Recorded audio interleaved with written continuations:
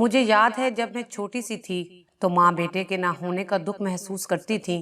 وہ دعا کرتی کہ یا اللہ مجھے ایک بیٹا دے دے جو بڑا ہو کر بڑھاپے کا سہارا بنے اور ہماری غربت دور کرنے کا وسیلہ ہو۔ ماں کو ڈر تھا کہ کسی دن میرا شوہر بیٹے سے محرومی کا بہانہ کر کے سوتن نہ لے آئے۔ ابا کب کے دوسری شادی کر چکے ہوتے اگر غربت آڑے نہ آ جاتی۔ بھلا کھیتوں میں مزدوری کرنے والا ایک محنت کش کیسے دو بیویاں رکھ سکتا ہے؟ مگر گاؤں والے بھی عجیب ہوتے ہیں، یہاں باتیں بنانے والوں کے منہ پر کوئی ہاتھ نہیں رکھ سکتا اور نہ اکسانے والوں کی کمی تھی۔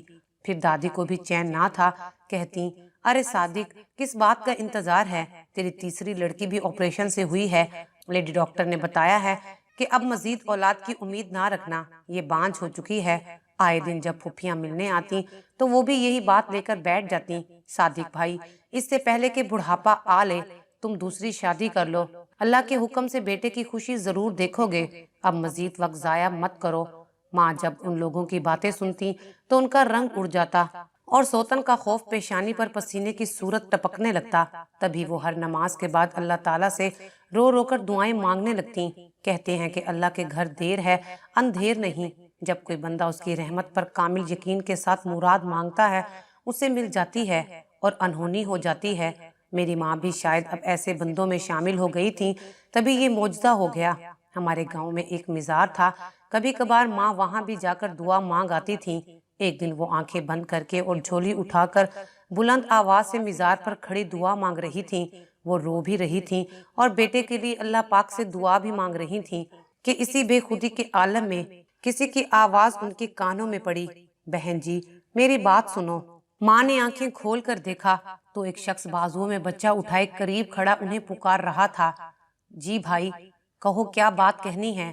ماں اپنے آنسو صاف کر کے اس آدمی سے مخاطب ہو کر بولی تھی، میں ایک غریب آدمی ہوں اور اس بچے کا باپ ہوں، اس کی ماں مر گئی ہے اور میں اسے نہیں پال سکتا، کیا تم اسے پالنا چاہو گی؟ ماں کچھ دیر تو اس بچے کی طرف دیکھتی رہیں اور پھر بولی، یہ لڑکا ہے یا لڑکی؟ یہ لڑکا ہے، تم اسے اپنا بیٹا بنا لو، اللہ تمہیں اس کا اجر دے گا، یہ بڑا ہو کر تمہارے کام آئے گا۔ کیا تمہارے گھر میں کوئی عورت نہیں جو اسے پال سکے؟ امی نے پوچھا۔ نہیں بہن، بیوی فوت ہو گئی ہے، میرے پاس اتنے وسائل نہیں ہیں کہ دوسری شادی کروں اور گھر میں کوئی ان بچوں کو پالنے کے لیے تیار نہیں ہے۔ میرے پہلے بھی 5 لڑکے ہیں، ان کو بن ماں کے پال رہا ہوں، اسے کیسے پالوں گا؟ ٹھیک ہے بھائی، میرے ساتھ گھر چلو اور میرے خاوند سے بات کر لو، اگر وہ اجازت دے دیں تو میں خوشی سے اسے پالوں گی اور سمجھوں گی اللہ نے مجھے بیٹا دے دیا ہے۔ میری ماں نے خوشی سے کہا۔ وہ شخص جس کا نام ظہور تھا ماں کے ہمراہ چلا آیا۔ ابا اسی وقت کھیتوں سے روٹی کھانے گھر آئے تھے اور اماں کے لوٹ کر آنے کا انتظار کر رہے تھے۔ ماں نے دروازے سے اندر آتے ہی کہا، بختاور کے ابا ذرا ادھر تو آؤ۔ کیا بات ہے؟ میں پہلے ہی تھکا ہوا ہوں، آج کام بہت تھا، اب بہت بھوک لگی ہے، جلدی کھانا دے بس۔ تم آؤ تو صحیح، باہر ایک بندہ کھڑا ہے، تم سے ملنا چاہتا ہے۔ بات دل ناخواستہ والد نے پاؤں میں جوتا ڈالا اور ناگواری سے اٹھ کر دروازے کی جانب گئے۔ اماں نے ان کے کان میں کچھ خسر پھسر کی اور پھر ابا باہر چلے گئے، مگر ماں اپنی جگہ سے ایک قدم نہ ہلی، جیسے دہلیز نے ان کے پاؤں پکڑ لیے ہوں۔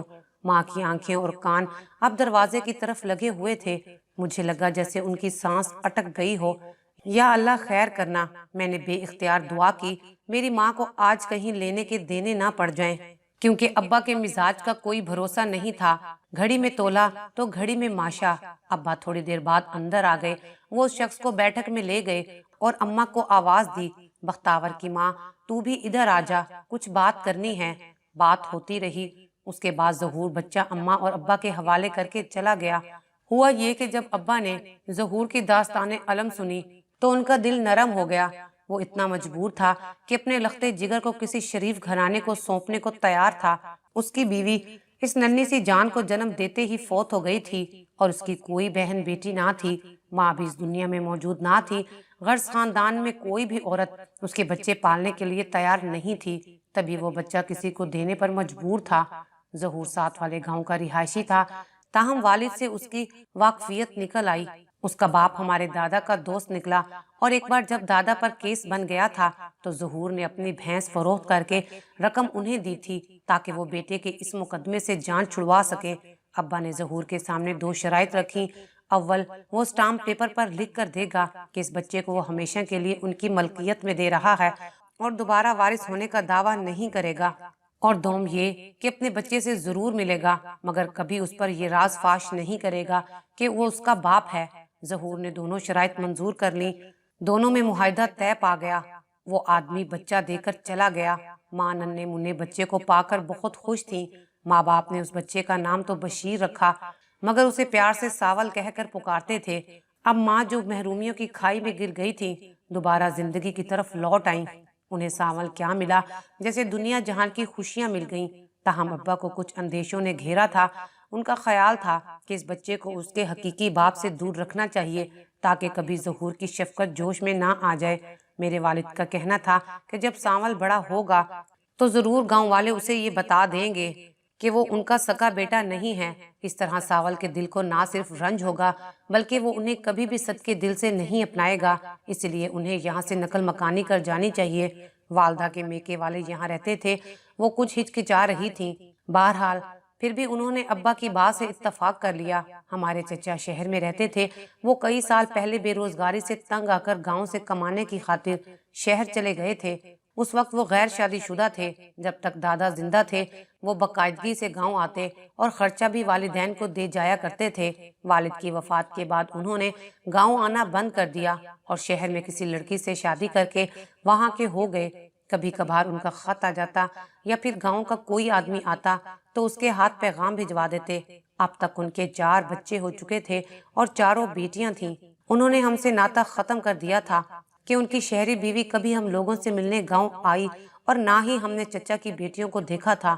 جب والد صاحب نے گاؤں چھوڑنے کا فیصلہ کیا تو خیال آیا کیوں نہ شہر میں قسمت آزمائی کی جائے، کیونکہ بڑا بھائی مدتوں سے وہاں آباد تھا۔ اگر رابطہ نہیں رکھا تو کیا ہوا، تھے تو بھائی، ان سے خون کا رشتہ تھا۔ غرض جو پتہ والد کے پاس محفوظ تھا وہ اس پتے پر گئے اور ان کا گھر تلاش کیا۔ گھر تو مل گیا لیکن ساتھ افسوسناک خبر سننے کو ملی کہ چچا کو فوت ہوئے 4 برس بیت گئے ہیں۔ والد نے ان کی بیوی کو بتایا کہ میں ان کا چھوٹا بھائی ہوں، افسوس کہ میرا بھائی اس دنیا سے گزر گیا اور آپ نے مجھے اطلاع بھی نہ دی۔ وہ بولی کیسے اطلاع دیتی، میرے پاس آپ کا پتہ نہیں تھا۔ بہرحال اس عورت نے خوشی کا اظہار کیا کہ چلو کوئی تو ان کے گھر سے ہماری خبر لینے کے لیے آیا ہے۔ وہ کہنے لگی بھائی صاحب یہ اچھا ہوا آپ آ گئے، آپ کی 4 بھتیجیاں ہیں جو ابھی بہت چھوٹی ہیں اور میں انہیں نہیں پال سکتی۔ صرف یہی گھر ہے جو آپ کے بھائی کی ملکیت ہے اور سر چھپانے کا یہ چھوٹا سا ٹھکانہ انہوں نے سالوں محنت کر کے بنایا تھا۔ میں چاہتی ہوں کہ آپ اپنی بھتیجوں کے سر پر ہاتھ رکھ لیں اور ان کی سرپرستی اور پرورش کا ذمہ لے لیں۔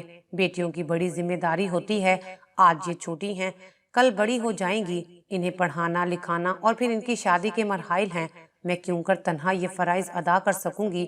والد نے بتایا کہ وہ یہاں اپنے اہل و عیال کے ساتھ آئے ہیں، عارضی طور پر ایک دوست کے گھر قیام کیا ہوا ہے، ابھی کام تلاش کرنا ہے اور رہنے کا ٹھکانہ بھی درکار ہے۔ وہ عورت بولی رہنے کا ٹھکانہ تو موجود ہے، یہ آپ کے بھائی کا گھر ہے، یہاں بیوی اور بچیوں کو لے آئیں اور ہمارے ساتھ رہیں، میری بچیوں کو بھی آپ کی ضرورت ہے۔ والد جہاں افسردہ تھے وہاں بیوہ بھابھی کی ڈھارس سے امید کی کرن نظر آئی۔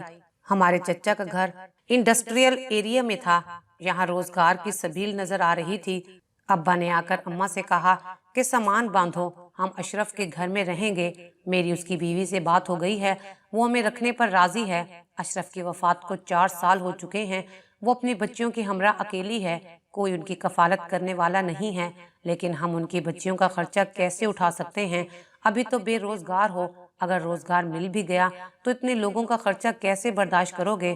اللہ مالک ہے نیک بخت، وہی روزی دینے والا ہے، وہی ضروریات پوری کرنے والا ہے۔ فی الحال ہمیں رہائش مل رہی ہے، آگے کیا ہوگا یہ بس میرے مالک کو پتا۔ یہ بات بھی سچ تھی کہ ہم زیادہ دن کسی غیر کے گھر قیام نہیں کر سکتے تھے۔ جو تھوڑی سی رقم گاؤں سے لائے تھے وہ ختم ہونے والی تھی اور ابھی روزگار بھی ڈھونڈنا تھا۔ اللہ کا نام لے کر ہمارے والدین ہمیں لے کر چچا کے مکان میں آ گئے۔ کچھ دن چچی نے ہمارے ساتھ خاموشی سے گزارا کیا۔ ایک دن ابا سے بولی کہ میرے پاس پیسے ختم ہو گئے ہیں اور آپ کے پلے بھی کچھ نہیں ہے، میں آپ کو اشرف کے ایک واقف کار سے ملواتی ہوں جو ایک فیکٹری میں کام کرتا ہے۔ اشرف بھی وہی ملازم تھا، شاید آپ کے لیے روزگار کا کوئی راستہ نکل آئے۔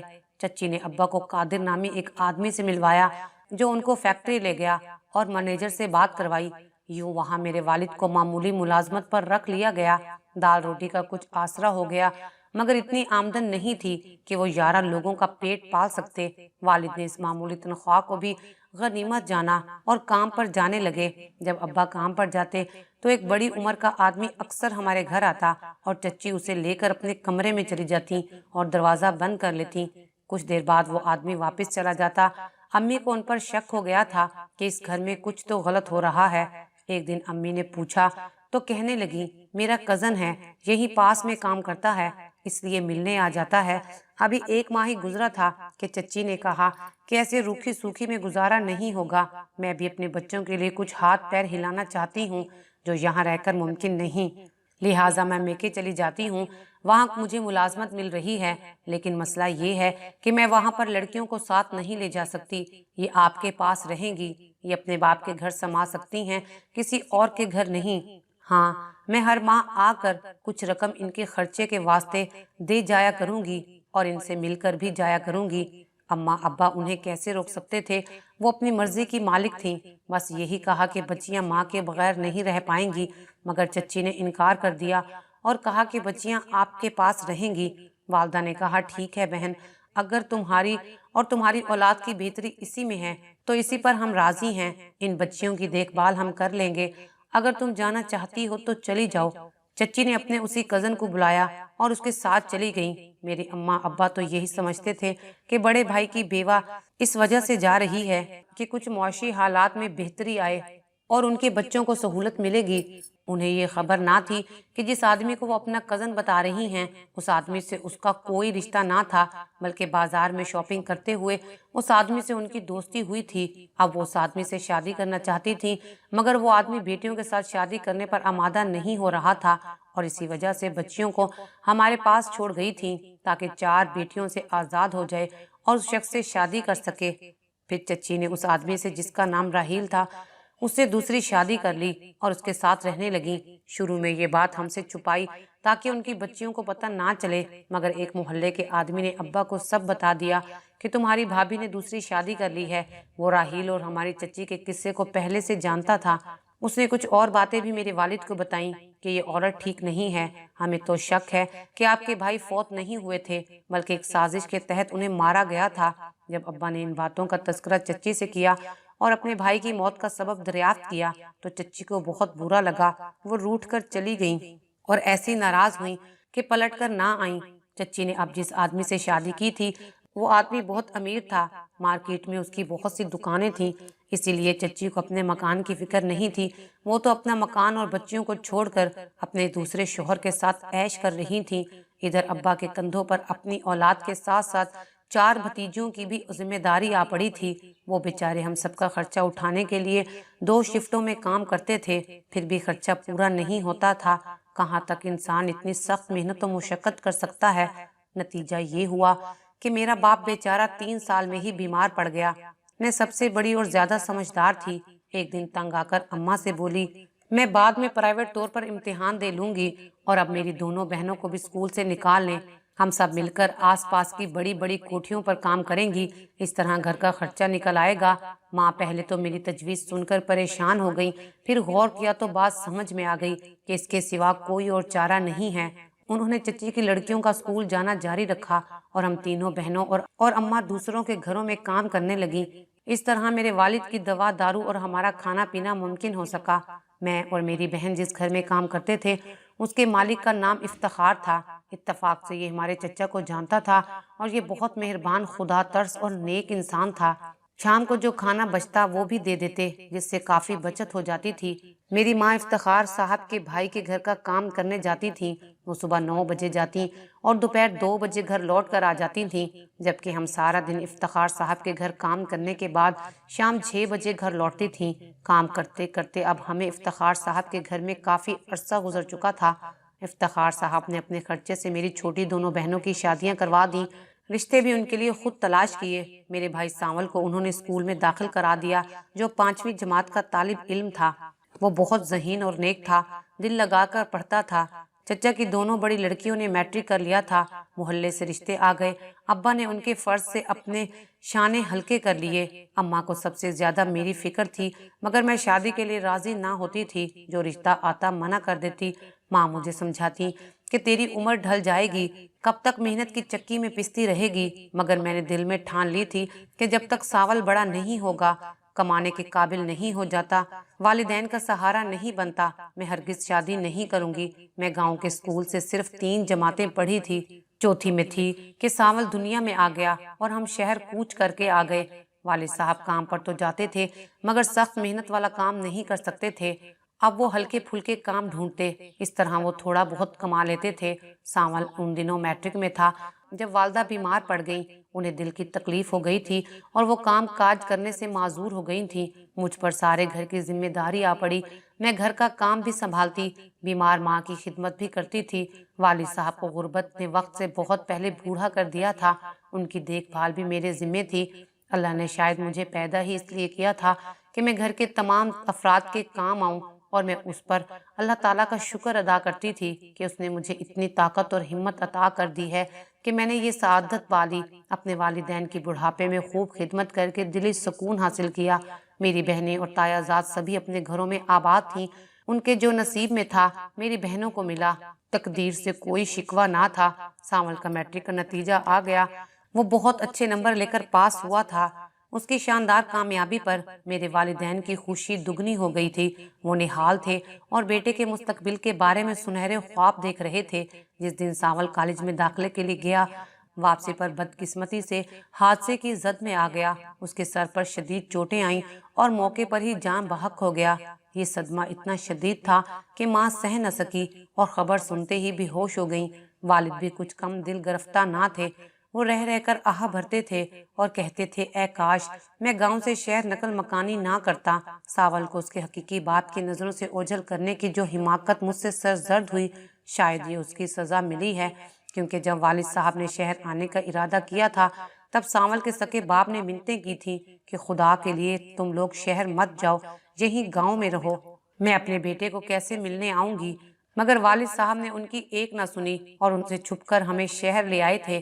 میرے والدین جب تک زندہ رہے ان کو ساول کا دکھ دیمک کی طرح چاٹتا رہا۔ میری شادی میری چھوٹی بہن نے اپنے ایک سسرالی عزیز سے کروا دی، جس کے 2 بچے تھے اور بیوی فوت ہو گئی تھی۔ میں نے ان یتیم بچوں کو ماں بن کر پالا، آج وہ میرا سہارا، میری آنکھوں کی ٹھنڈک ہیں۔ اللہ نے مجھے اولاد نہ دی، مگر یہ بچے مجھے حقیقی اولاد سے بڑھ کر ہیں۔ اماں ابا کچھ عرصے بعد فوت ہو گئے تھے۔ میرے چچا زاد بہنوں نے ہم سے بھی ابھی تک ناتا نہیں توڑا، وہ ہم سے پیار کرتی تھیں، شاید کہ اسی پیار کے رشتے کو قائم دائم رکھنے کے لیے اللہ تعالیٰ نے ہم سب کو آپس میں ملا دیا تھا۔ ماں باپ کسی کے سدا نہیں رہتے، لیکن اپنے رشتے پیار و محبت سے جڑے رہیں تو زندگی خوبصورت اور آسان ہو جاتی ہے۔ آخر میں بس اتنا کہوں گی کہ میرے والدین کو بیٹے کی بہت چاہت تھی، اللہ تعالیٰ نے انہیں بیٹا بھی دیا تھا، مگر انہیں اپنے بیٹے کو اپنے سکے باپ سے جدا نہیں کرنا چاہیے تھا۔ اگر آپ کو ہماری یہ ویڈیو اچھی لگی ہو تو اسے لائک کریں، شیئر کریں اور مزید اچھی ویڈیوز دیکھنے کے لیے ہمارا چینل سبسکرائب کریں۔